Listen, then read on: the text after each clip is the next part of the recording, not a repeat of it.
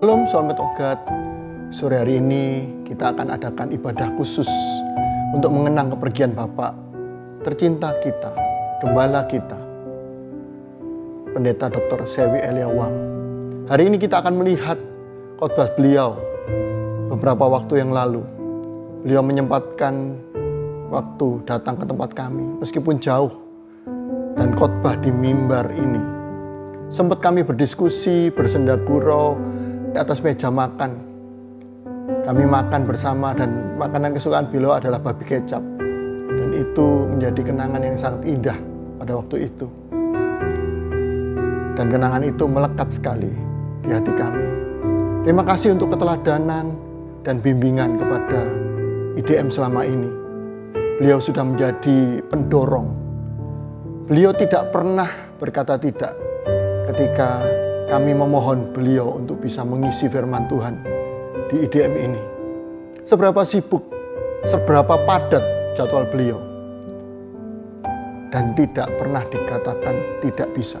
Dan khotbah itu disiapkan dengan khusus untuk anak muda. Sampai minggu lalu kami memohon beliau untuk mengisi ibadah onsite di IDM, yang merupakan cita-cita beliau kalau IDM bisa onsite. Tapi Tuhan sudah memanggil beliau lebih dulu. Beliau sosok yang sangat sabar, perhatian terhadap anak muda, terutama pada IDM.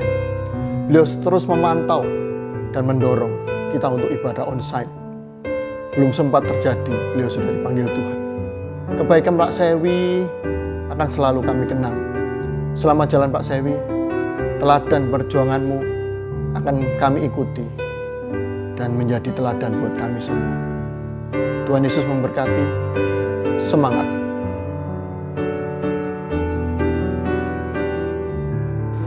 Shalom, puji nama Tuhan. Perkenalkan, nama saya Randy Eros. Saya di sini akan sedikit memberikan kesaksian bagaimana kedekatan saya dengan almarhum Pendeta Dr. Sewi Eliawang. Banyak orang yang tahu bahwa saya cukup dekat dengan beliau, di mana beliau sudah menjadi ayah saya sendiri. Bahkan ada orang juga yang mengatakan bahwa saya adalah anak dari Pak Sewi. Itu bukan rahasia umum lagi. Ya, banyak cerita, banyak teladan yang saya ambil dari beliau. Bagaimana ketaatan beliau, kesetiaan beliau dalam melayani Tuhan. Itulah yang jadi pelajaran saya.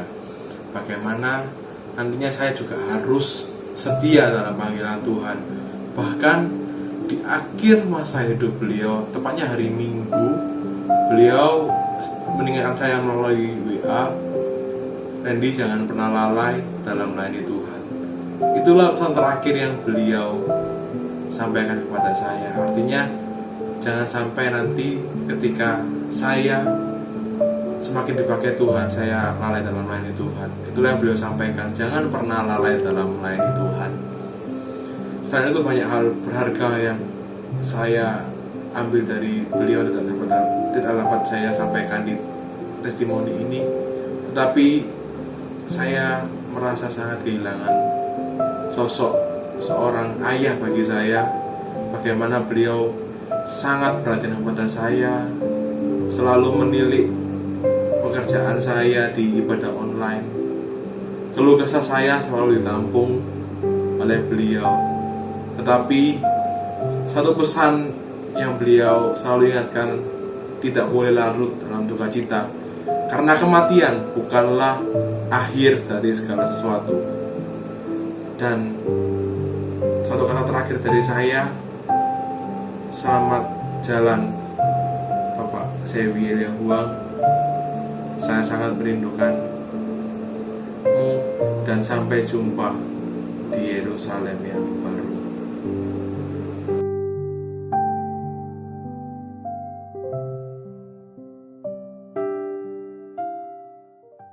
Puji Tuhan, kekasih Tuhan, saat ini dalam suasana Natal, kita merenungkan satu kebenaran firman Tuhan.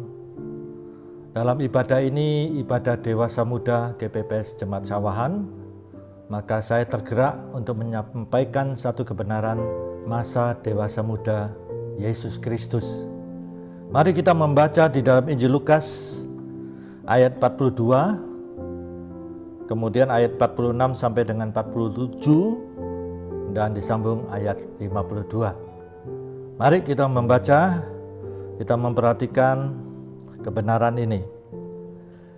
Ketika Yesus telah berumur 12 tahun, pergilah mereka ke Yerusalem seperti yang lazim pada hari raya itu. Sesudah 3 hari mereka menemukan Dia dalam bait Allah.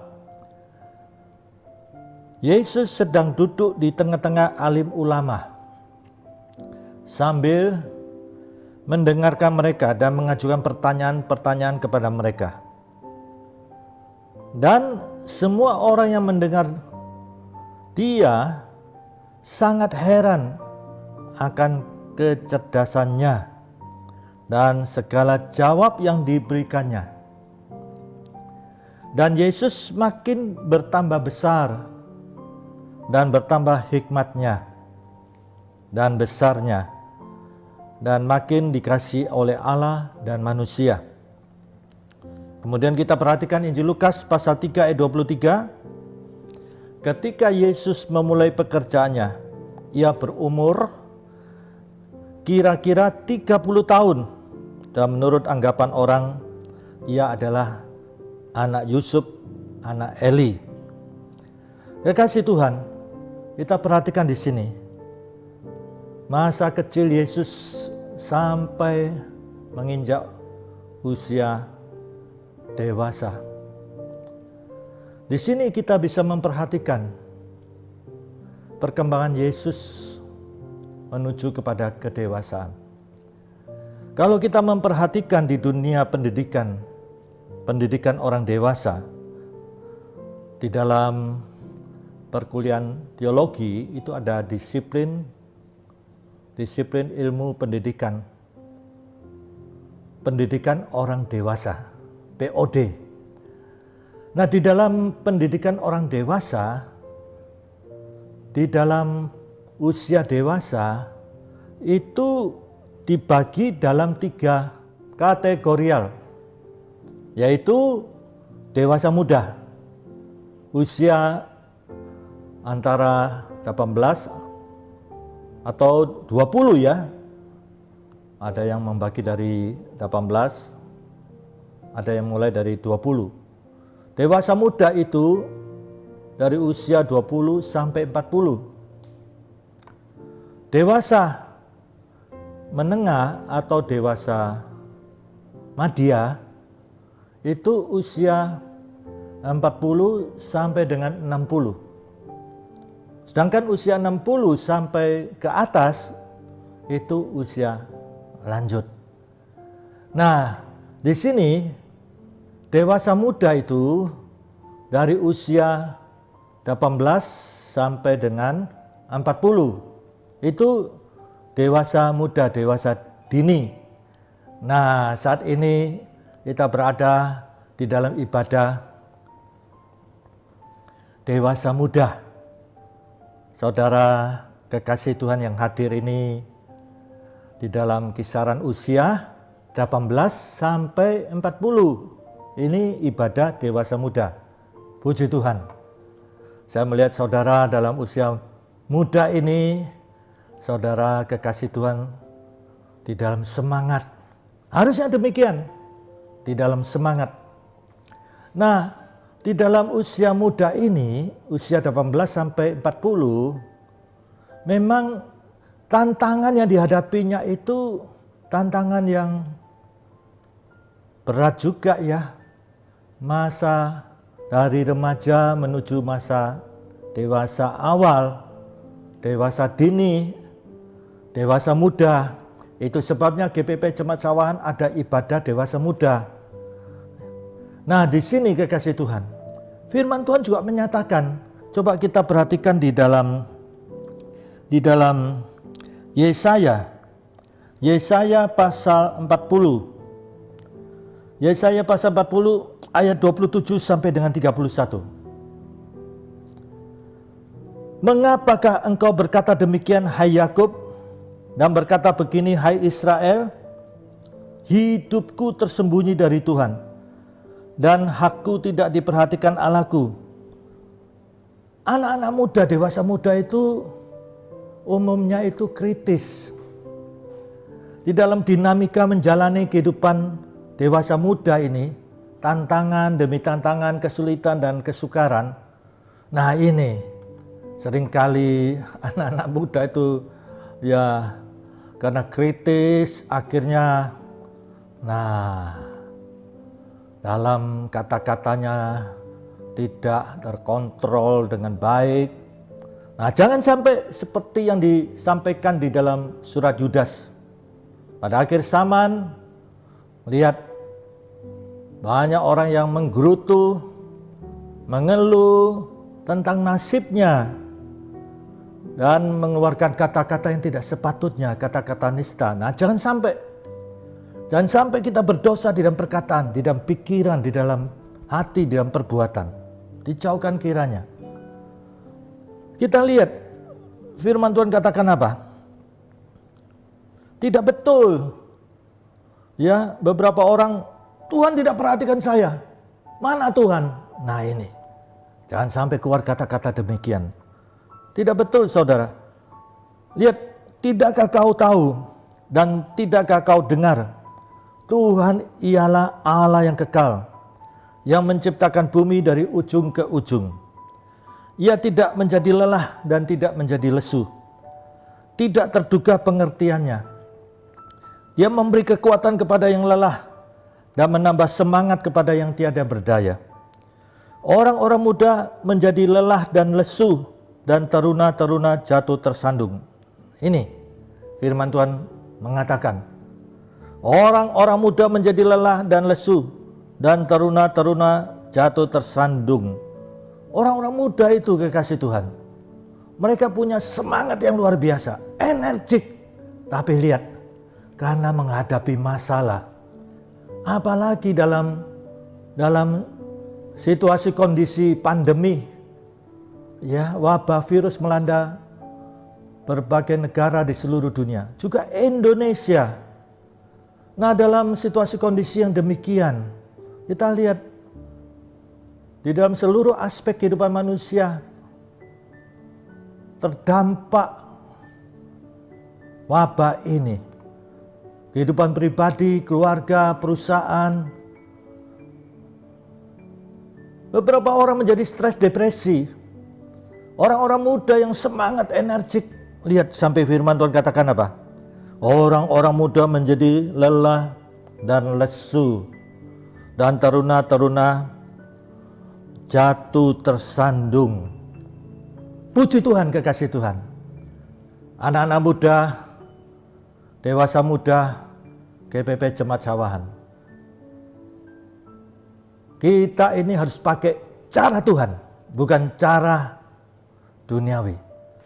Tuhan sudah tunjukkan cara Tuhan. Lihat cara Tuhan. Orang-orang yang menanti-nantikan Tuhan mendapat kekuatan baru. Lihat, kekuatan baru, power, semangat baru. Ini seumpama Raja Wali yang naik terbang dengan kekuatan sayapnya. Mereka berlari dan tidak menjadi lesu. Mereka berjalan dan tidak menjadi lelah. Lihat, ini orang-orang muda, saudara-saudara kekasih Tuhan, dewasa muda, pakai cara Tuhan. Ditunjukkan apa? Orang-orang yang menanti-nantikan Tuhan. Ini kuncinya. Menanti-nantikan Tuhan mendapat kekuatan baru, bukan bekas, ya, baru. Dan diibaratkan seumpama burung Raja Wali. Burung Raja Wali ini saudara, sekalipun ada badai topan, dia akan semakin terbang tinggi. Nah ini, sekalipun dalam suasana situasi kondisi wabah pandemi, bahkan sampai ke Indonesia ini, virus COVID-19 ini, kita tidak perlu takut, tidak perlu khawatir. Sekalipun mungkin usaha kita terdampak dengan wabah ini, tetapi cara Tuhan, lihat, Orang menanti-nantikan Tuhan mendapat kekuatan baru. Puji Tuhan. Kasih Tuhan, cara Tuhan inilah kuncinya menanti-nantikan Tuhan. Nah, di sini apa yang dimaksud dengan menanti-nantikan Tuhan? Nah, kita perhatikan, kekasih Tuhan, sebagai seorang yang menginjak usia dewasa muda, memang ya di dalam kategori kita ini usia 18 sampai 40 tahun menjalani usia dewasa dini, dewasa muda ini, ada tugas perkembangan masa dewasa. Dari muda, menengah, kemudian lanjut. Nah, di sini penelitian dari Hurlock, seorang akademisi pendidikan dewasa muda, di dalam disiplin ilmu teologi ada disiplin ilmu POD, pendidikan orang dewasa. Ada beberapa tugas perkembangan dewasa menurut seorang pakar pendidikan Hurlock. Yang pertama, mencari dan membeli pasangan hidup. Ya. Yang kedua, belajar menyesuaikan diri dan hidup secara harmonis dengan pasangan. Yang ketiga, mulai membentuk keluarga dan memulai peran baru sebagai orang tua. Ya, kalau dikaruniakan anak itu berkat, tapi pernikahan itu tidak harus punya anak. Karena pernikahan itu adalah mewujudkan gambar Allah. Itu tujuan pernikahan. Nah, tapi kalau dikaruniakan Allah dan seorang anak, maka dia mempunyai tanggung jawab untuk membesarkan anak dan memenuhi kebutuhan mereka ini. Berikutnya, belajar menata rumah tangga dan memikul tanggung jawab. Selanjutnya, mengembangkan karier atau ada yang melanjutkan pendidikan. Yang ketujuh, memenuhi tanggung jawab sebagai warga negara. Ingat baik-baik, kekasih Tuhan, ya kami baru meresmikan gedung asrama pria di Bukit Doa Anugerah GPP Sawan Prigen. Ini Tuhan beri visi. Ketika peristiwa 13 Mei 2018, tiga gereja denominasi baik Katolik, Protestan, Pantekosta terjadi ya peristiwa bom. Demikian juga konfirmasi hamba-hamba Tuhan, dan Tuhan juga berbicara kepada kami sebagai pemimpin tim gembala. Ya, Tuhan tunjukkan ayat 1 Timotius 2 ayat 1 sampai dan 3. Pertama-tama Rasul Paulus mengatakan, menasihati supaya di dalam permohonanmu, di dalam doa syafaatmu, di dalam ucapan syukurmu, bukankah ini ada dalam kehidupan kita sehari-hari? Supaya kita berdoa untuk para pemimpin bangsa, untuk semua orang, supaya mereka mengenal kebenaran. Semua mereka yang melakukan peristiwa 13 Mei ini, kita tidak mengutuk, kita berdoa sebagai warga negara Indonesia supaya cinta tanah air. Dan firman Tuhan katakan apa?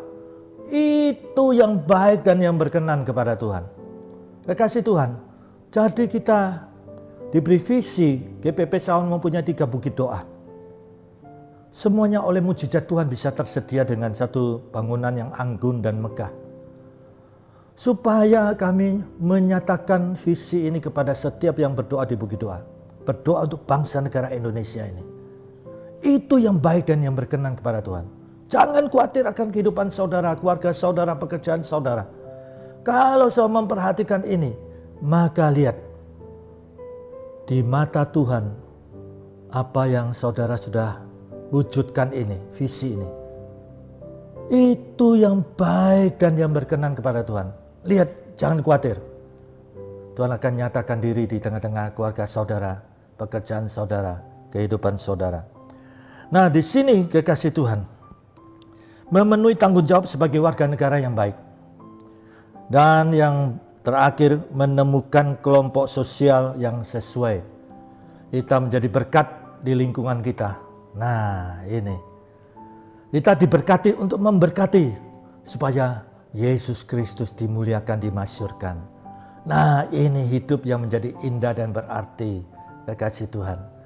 Ini yang dikatakan pakar pendidikan, seorang akademisi pendidikan Hurlock, bahwa inilah tugas mereka yang di dalam perkembangan dari dewasa muda sampai kepada dewasa lanjut. Puji Tuhan, kekasih Tuhan, tentunya sesuai kebenaran firman Tuhan.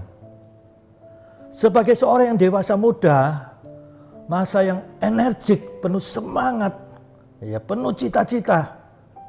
Jangan sampai terus patah semangat, ya loyo, seperti yang dikatakan firman Tuhan dalam Yesaya 40. Lihat, di antara saudara mungkin ada yang demikian, sedang patah semangat, sedang stres, depresi. Pakai cara Tuhan. Firman Tuhan katakan apa? Menanti-nantikan Tuhan. Raja Wali, sekalipun badai sedemikian rupa, semakin dia terbang tinggi. Sekarang ini pandemi, ya lihat virus yang tidak terlihat oleh mata, tetapi sangat mematikan. Lihat kekasih Tuhan, kita pakai cara Tuhan, sekalipun pandemi sampai sedemikian rupa, kita tetap mendoakan bangsa negara Indonesia, NKRI ini. NKRI tetap terjaga, terpelihara. Indonesia yang kaya ini, kita lihat seperti yang dikatakan Kus Plus dalam nyanyiannya.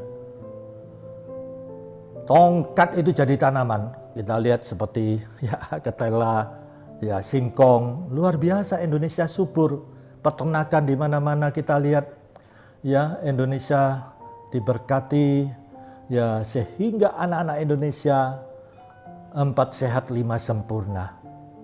Kita berdoa, karakteristik Indonesia, budaya gotong royong, kaya budaya, kaya suku bangsa, ya mereka boleh bersatu padu, saling memperhatikan, tolong menolong, sebagaimana karakteristik Indonesia, ya gotong royong. Firman Tuhan katakan di mana ada kerukunan, disitulah Tuhan memerintahkan berkat. Kalau Tuhan sudah memerintahkan berkat, tidak ada seorang pun bisa menghambat. Itu otoritas Tuhan. Demikian juga kalau saya perhatikan dalam Mazmur 133. Kalau suatu keluarga ya, rukun, maka disitulah Tuhan memerintahkan berkat. Kalau Tuhan sudah perintahkan berkat, itu otoritas Tuhan. Siapapun tidak bisa mengganggu, siapapun tidak bisa menghambat.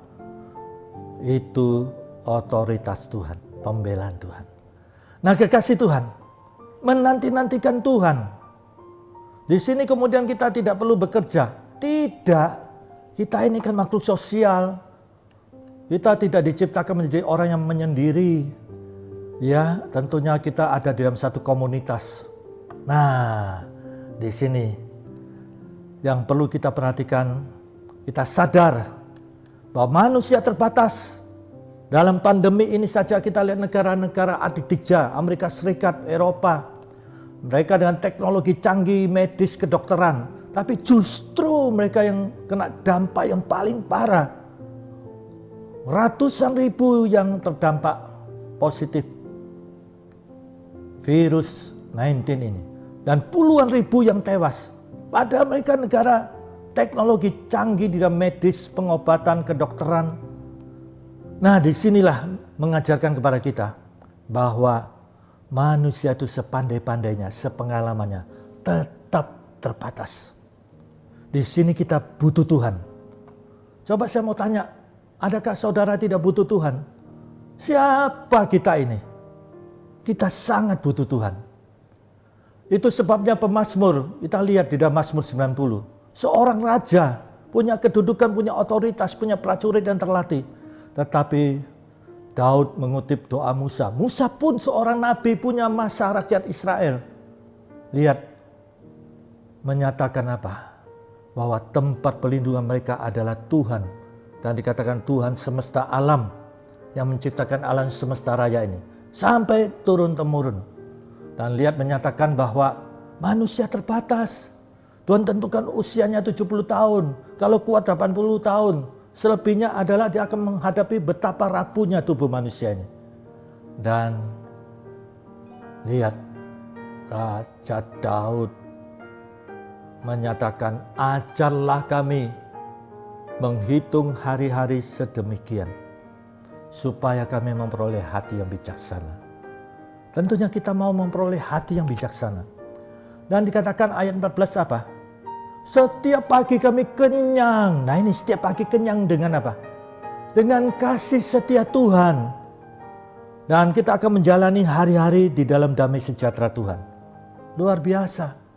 Jadi kita kenyang dulu setiap pagi dengan Tuhan. Jangan kita sibuk dengan kekhawatiran hidup sehari-hari atau kenyang dengan sarapan. Kenyang dulu dengan Tuhan. Dan lihat, dikatakan apa? Tuhan akan nyata di dalam keluargamu. Semaraknya akan ditunjukkan di keluargamu, di anak-anakmu. Dan kemurahan Tuhan akan menaungi kita. Siapa yang tidak butuh kemurahan Tuhan? Hidup ini banyak tantangan. Dalam hitungan detik bisa terjadi apa yang tidak kita harapkan, yang tidak kita duga. Karena Rasul Paulus katakan dalam surat Efesus, hari-hari ini jahat adanya. Nah, lihat dalam hitungan detik, saya banyak menjumpai beberapa teman dalam hitungan detik kecelakaan. Ya, sampai harus operasi otak. Hitungan detik sekian ratus juta, setengah miliar harus keluar. Coba hitungan detik. Ya, ini kekasih Tuhan, kita butuh Tuhan. Kita butuh kemurahan Tuhan. Dan dikatakan apa? Tuhan meneguhkan pekerjaan kita. Dan diulangi lagi, Tuhan meneguhkan pekerjaan kita. Jelas ini menunjukkan bahwa kita tidak perlu khawatir akan kehidupan kita ini. Tuhan akan meneguhkan pekerjaan usaha saudara. Sampai diulangi lagi, ini menegaskan betapa saudara jangan khawatir. Tuhan akan membela hidup saudara, keluarga saudara, pekerjaan saudara. Nah, kekasih Tuhan, kita lihat Yesus Kristus ini adalah penggenapan nubuatan Nabi Yesaya. Kita memperhatikan di dalam Yesaya. Yesaya pasal 9. Nah, ini seringkali dibicarakan ya. Yesaya pasal 9 maksud saya. Ayat 5 dan 6. Yesaya pasal 9 ayat 5 dan 6. Sebab seorang anak telah lahir untuk kita, seorang putra telah diberikan untuk kita. Lambang pemerintahan ada di atas bahunya, dan namanya disebutkan orang. 1. Penasihat ajaib. Ajaib ada supranatural. 2. Allah yang perkasa. Lihat perkasa. 3. Bapa yang kekal. Lihat kekal ini. 4. Raja damai. Damai. 5. Besar kekuasaannya. 6. Damai sejahteranya tidak akan berkesudahan. 7. Di atas tata Daud dan di dalam kerajaannya, karena ia mendasarkan dan mengokohkannya dengan keadilan dan kebenaran. 7 sebutan supranatural. Lihat terhadap sang anak, sang putra itu, di mana ada otoritas kedaulatan di atas bahunya. Dan 7 sebutan supranatural ini. Angka 7 itu dalam budaya Israel itu angka sempurna. Lihat dari sekarang sampai selama-lamanya. Dari sekarang sampai selama-lamanya. Ditegaskan apa? Kecemburuan Tuhan semesta alam akan melakukan hal ini. Ini bukan cemburunya orang pacaran atau suami istri. Bukan. Bahasa kata yang tepat dalam bahasa ya aslinya bahasa Ibrani. Tidak ada kata yang tepat. Dalam bahasa Indonesia yang mendekati itu kedaulatan Tuhan. Kedaulatan Tuhan akan melaksanakan. Dan puji Tuhan, kekasih Tuhan. Di dalam Wahyu, kita lihat Wahyu pasal 1. Ya. Kita lihat digenapi. Kita baca terlebih dahulu. Kita membaca pasal 1 ya. Pasal 1 mengenai kelahiran Yesus Kristus. Injil Matius pasal 1 ayat 21 sampai dengan 23. Kita mulai baca ayat 20 ya. Tetapi ketika ia mempertimbangkan maksud itu, malaikat Tuhan nampak kepadanya dalam mimpi dan berkata, Yusuf anak Daud, janganlah engkau takut mengambil Maria sebagai istrimu, sebab anak di dalam kandungannya adalah dari Roh Kudus. Lihat, bukan dari benih manusia, dari Roh Kudus. Ia akan melahirkan anak laki-laki dan engkau akan menamakan dia Yesus, karena dialah yang akan menyelamatkan umatnya dari dosa mereka. Hal itu terjadi supaya genaplah yang difirmankan Tuhan oleh Nabi. Sesungguhnya anak darah itu akan mengandung dan melahirkan seorang anak laki-laki, dan mereka akan menamakan dia Immanuel, yang berarti Allah menyertai kita. Kekasih Tuhan, ini penggenapan nubuatan Nabi Yesaya yang sudah kita baca tadi, Yesaya pasal 9 ayat 5 dan 6. Bahwa sang anak, sang putra itu, lihat dengan 7 sebutan keilahiannya. Bahkan Tuhan tunjukkan tanda di dalam Yesaya pasal 7 ayat 14. Seorang perempuan muda, di dalam terjemahan yang tepat itu yang masih perawan, akan melahirkan seorang anak laki-laki, dan dia akan disebut Immanuel. Nah, ada yang mempertanyakan, mengapa tidak diberi nama Immanuel? Immanuel ini adalah satu pernyataan penunjukan bahwa anak laki-laki itu adalah Allah yang beserta kita. Nah, di sini kita lihat digenapi dalam Injil Matius pasal 1 ini. Lihat, mereka sebagaimana nubuatan Nabi Yesaya menamakan dia Immanuel, berarti Allah menyertai kita. Puji Tuhan, diberi nama Yesus. Yesus ini, saudara, kalau kita memperhatikan perkembangan bahasa di dalam masa perjanjian lama, sebelum pembuangan bangsa Israel ke Babel dari kata Yehosua, sesudah pembuangan berkembang menjadi Yesua, dan masuk dalam masa perjanjian baru dikuasai pada saat itu masa Yunani, maka berkembang menjadi Yesus dalam lidah bahasa Indonesia, Yesus. Kekasih Tuhan, dari asal kata Yehosua itu dibangun dari 2 akar kata, Yahweh, Yasa. Yahweh ini adalah penunjukan yang ada, yang telah ada, yang kekal, yaitu Sang Pencipta. Sedangkan Yasa itu yang menyelamatkan. Jadi nama Yesus adalah Sang Pencipta yang ada di tengah-tengah manusia untuk menyelamatkan manusia, sebagaimana yang tertulis di sini. Ya, dia Yesus karena dialah yang akan menyelamatkan umatnya dari dosa mereka. Puji Tuhan. Itu sebabnya dikatakan sang anak, sang putra itu. Lihat, sejak Adam dan Hawa sampai masa kita sekarang ini, di dalam perayaan internasional, yang mana yang paling dominan? Hari kelahiran Yesus Kristus. Memang tidak ada tanggal yang tepat. Pada masa itu Konstantin menetapkan tanggal 25 Desember itu untuk menerapkan kontekstualisasi supaya rakyatnya itu dari penyembahan berhala, mereka bisa mengenal Yesus Kristus dan menerima Yesus sebagai Tuhan dan Juru Selamat. Nah, kekasih Tuhan, Sang Pencipta itu dengan 7 sebutan supranatural menyertai kita. Yesus berasal dari surga, turun menjadi manusia. Dia adalah Allah. Kok bisa? Ya bisa saja. Allah menjadikan manusia dalam Kejadian pasal 1 ayat 4 baik. Masa dia menjadi manusia kejadian? Tidak. Yesus yang berasal dari surga, dia tahu jalan ke surga. Dengan satu tujuan, dia adalah manusia sejati. Kalau pengampunan dosa dalam perjanjian lama, pengorbanan hewan untuk pengampunan dosa harus ada penumpahan darah.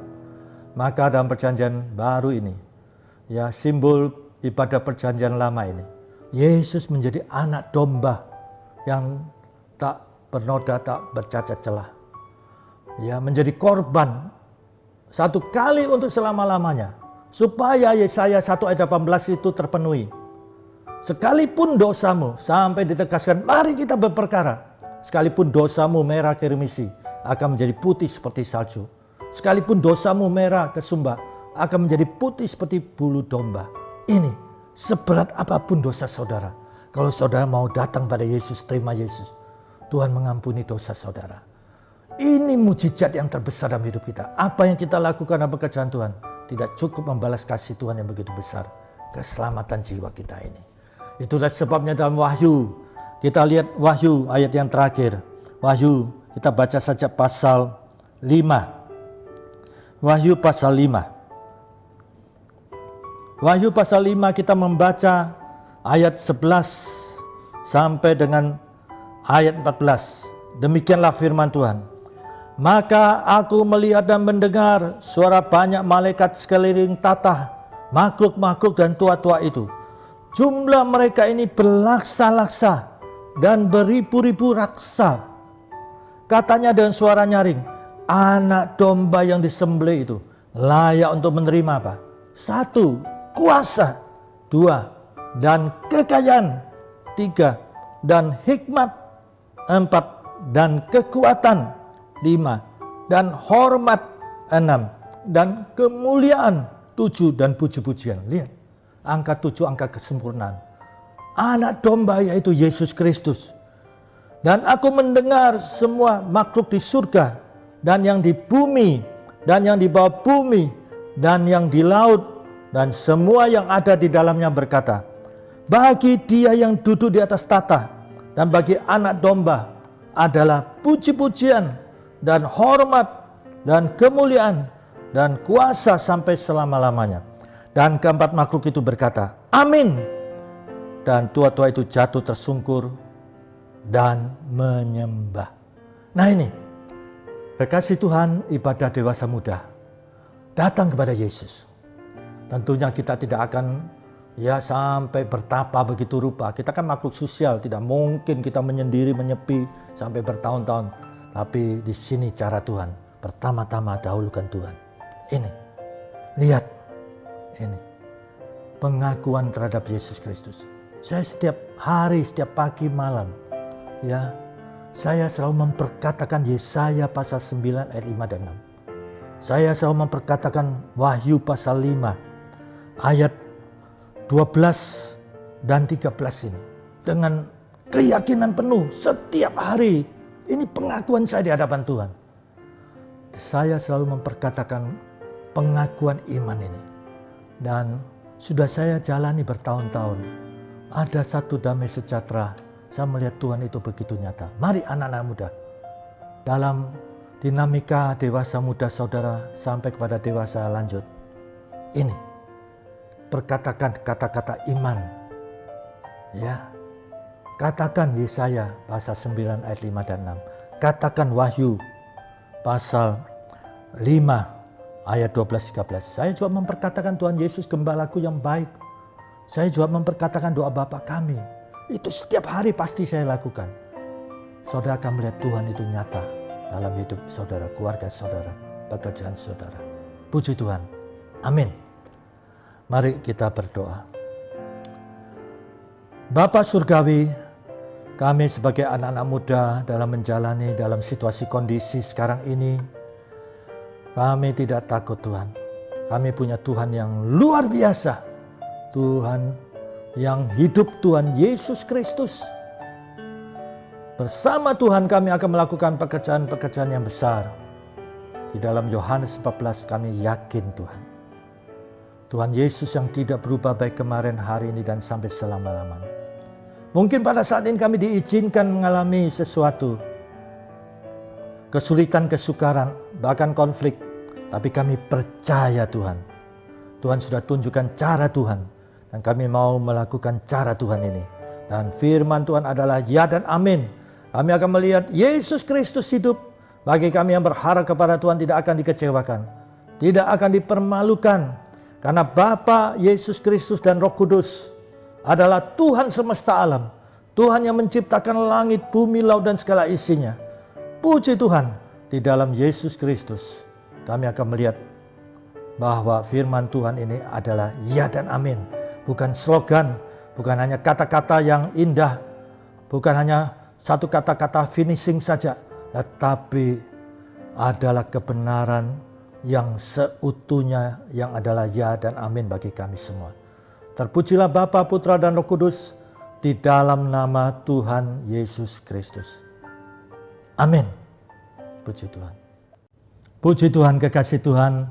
Mari saudara perlu doa berkat supaya Tuhan memberkati saudara. Mari tengadakan tangan saudara di hadapan Tuhan. Tuhan, kami sangat membutuhkan berkat yang dari Tuhan. Karena kami manusia terbatas saat ini sebagai hamba Tuhan. Kami mohonkan berkat untuk setiap pribadi yang mendengarkan firman Tuhan pada saat ini. Di dalam nama Tuhan Yesus Kristus. Terpujilah Bapa Surgawi, Yesus Kristus dan Roh Kudus yang adalah Tuhan semesta alam. Tuhan yang menciptakan langit, bumi, laut dan segala isinya. Sebagai hamba Tuhan kami mohonkan berkat untuk setiap pribadi dan keluarga mereka masing-masing. Di dalam nama Tuhan Yesus, Tuhan memberkati keluarga saudara. Tuhan memberkati pekerjaan saudara. Tuhan memberkati usaha saudara. Tuhan memberkati kesehatan saudara. Mari Tuhan jadikan umat-Mu Tuhan menjadi umat yang diberkati Tuhan Yesus Kristus. Supaya mereka memberkati banyak orang dan nama Tuhan Yesus dipermuliakan. Berkati bangsa negara kami Indonesia dalam suasana wabah pandemi virus COVID-19 ini. Kami tidak perlu khawatir Tuhan. Kami yang mengandalkan Tuhan, maka Tuhan menaungi kami. Tuhan lindungi kami semua dengan darah Tuhan Yesus Kristus. Kami senantiasa dalam pelindungan Tuhan sekeluarga. Bangsa negara kami Indonesia Tuhan, kami sebagai hamba Tuhan memohon Tuhan yang berdaulat. Hati Tuhan penuh belas kasihan. Kami percaya Tuhan, mari Tuhan.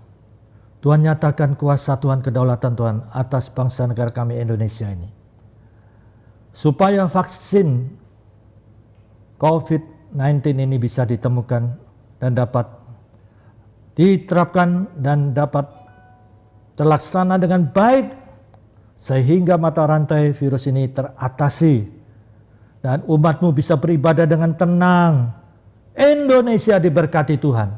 Demikian juga NKRI Tuhan. Tetap terjaga, terpelihara. Puji Tuhan. Kasih karunia Bapa Surgawi, kasih Tuhan Yesus, dan persekutuan Roh Kudus menyertai saudara mulai sekarang ini sampai Maranatha Tuhan Yesus datang kembali. Terpujilah Bapa, Putra, dan Roh Kudus dalam nama Tuhan Yesus Kristus. Amin. Puji Tuhan, Tuhan memberkati.